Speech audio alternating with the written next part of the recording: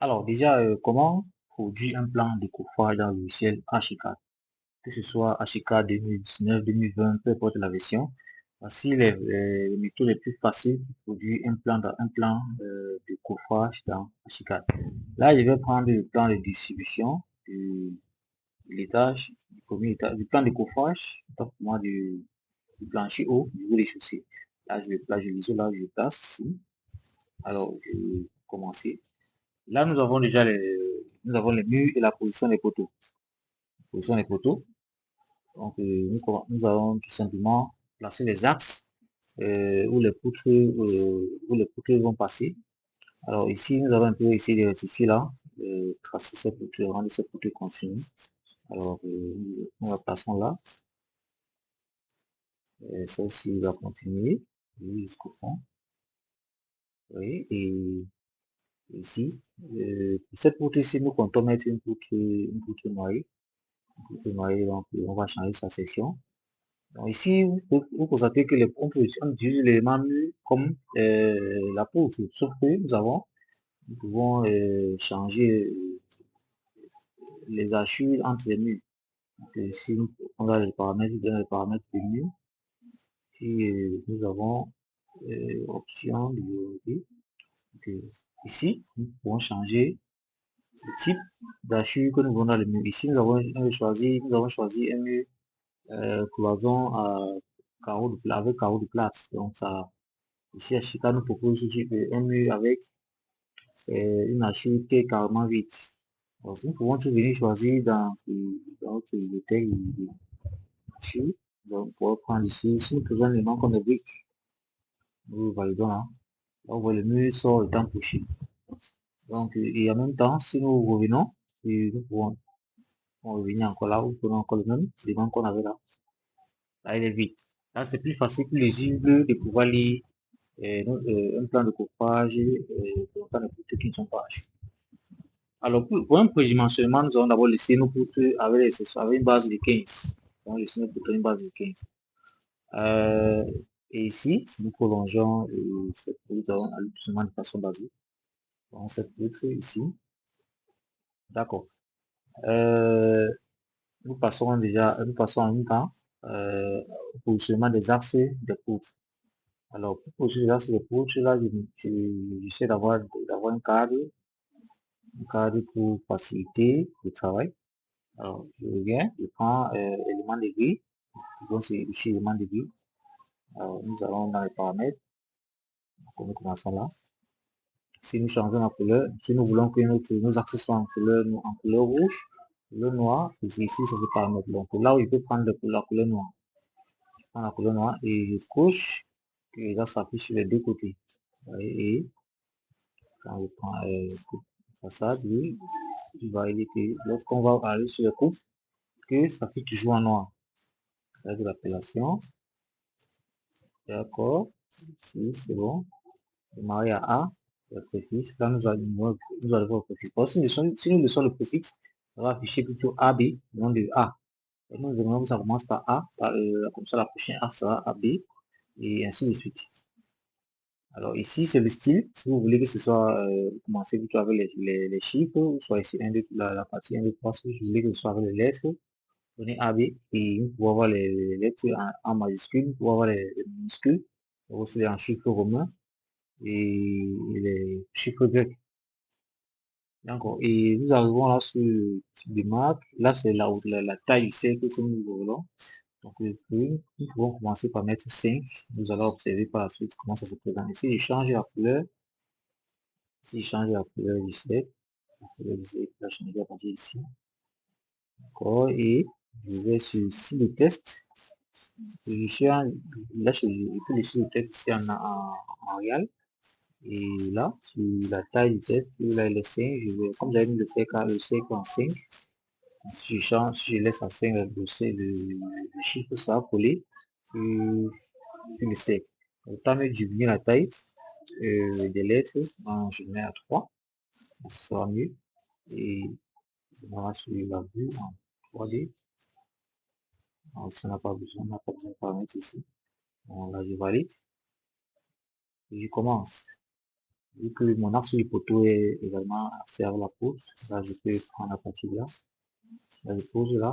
Vu que AC4 c'est un logiciel qui nous facilite la tâche, qui nous donne nous repère facilement lorsque nous faisons le curseur, comme ça. D'accord, là je mets simplement ici. Et là, vous voyez là, ça met A. Donc c'est axe A. Là, je peux choisir ici comme axe B. Là, je vais sélectionner l'outil orthogonal. Là, ok. Un peu plus. D'accord. C'est bon. Sur l'angle à 90 degrés. D'accord. Et je prends le prochain axe. L'axe ici. Ok. C'est bon. L'axe D.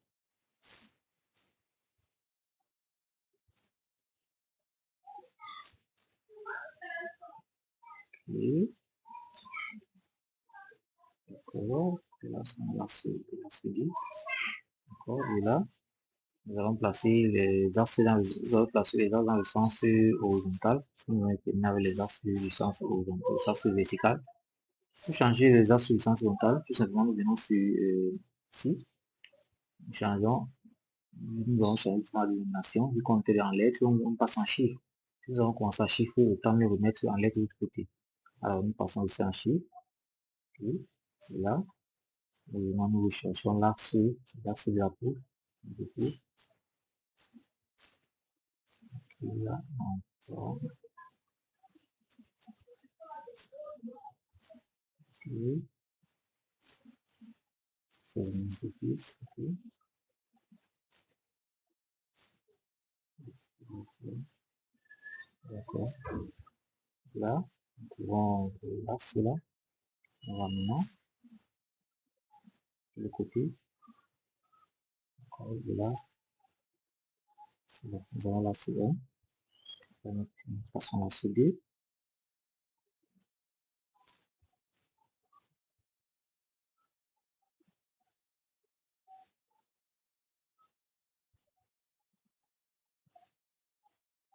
Et nous avons l'axe 2.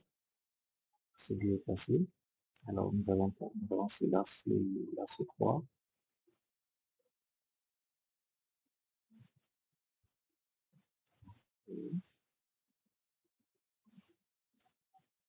Alors,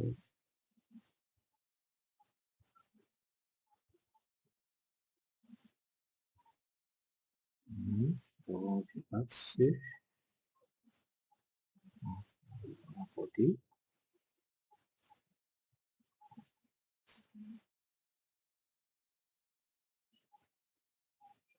Et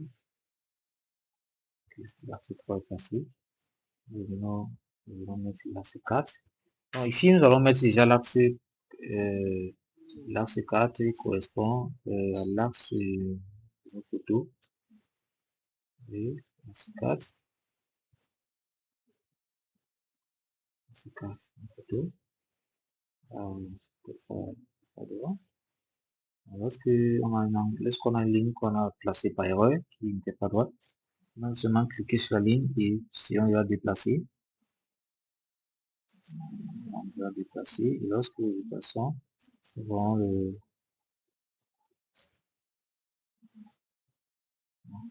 va effacer ça, on va la supprimer et faire une autre. Bon, ici, on efface, et après c'est bon. Là, nous passons pour la photo Marie. Voilà, c'est là, c'est ça, on peut tout faire. Là, c'est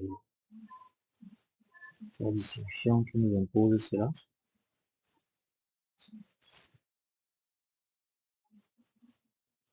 D'accord. Nous avons placé revenons sur la 6.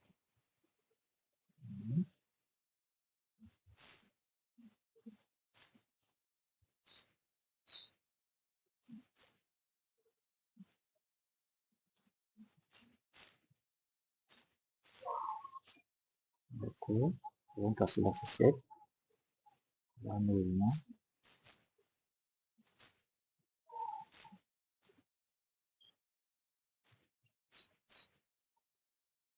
Oui. Nous revenons l'axe 8.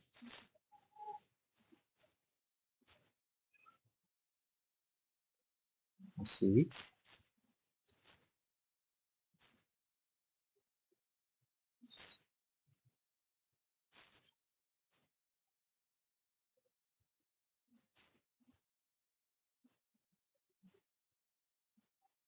Oui. Voilà.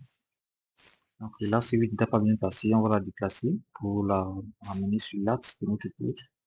Donc, une sélection de petit déplacé.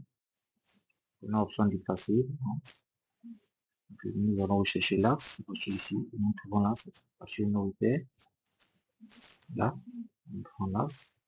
Et on ramène ici. On ramène en position. Position exacte. Ok, elle est bien passée.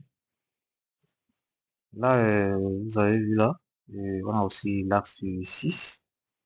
Qui va bien passer. Donc, on va prendre simplement en utilisant l'option déplacer. On recherche l'axe de notre course. On a trouvé. Et on ramène l'axe à la position normale. D'accord. Là, vous avez les axes positionnés. Alors, il faut remarquer aussi, lorsque vous avez des axes qui sont assez entremêlés entre eux, donc tout simplement, vous pouvez cliquer là. La meilleure solution sera déjà choisir des traits, la ramener un peu plus loin. On peut ramener l'une d'entre elles un peu plus loin. On peut choisir même celle du milieu. Là, sur 5.